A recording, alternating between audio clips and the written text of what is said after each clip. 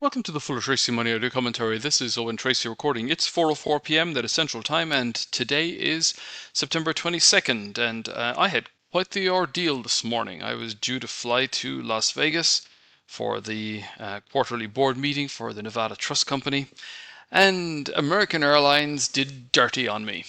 We boarded the aircraft 45 minutes late, sat there for 45 minutes, and then they decided they didn't have a pilot.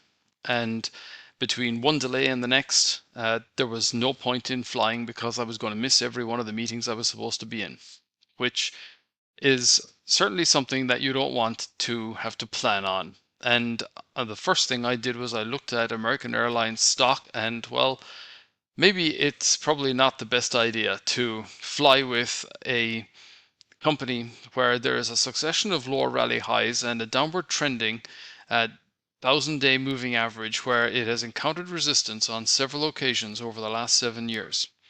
And by the same way of thinking, maybe it really is better to just pay a premium and fly with Delta, because that is right in the region of its peak from before the pandemic. And there's a very clear disparity between the performance of the two airlines. Then I think it's rather interesting that you have United Airlines, where it does compete on price and doesn't have a great record for being the best in terms of customer service, and yet it is also doing much better than American Airlines.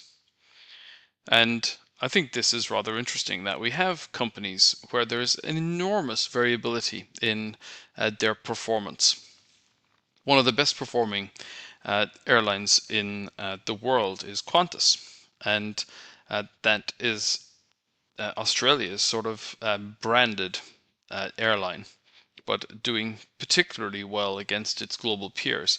Whereas then there are several that are really underperforming, and it's not like oil prices are very troubling right now either. So there's obviously problems, whether that is in containing costs, pension costs, or the exorbitant fees they're paying for aircraft leasing.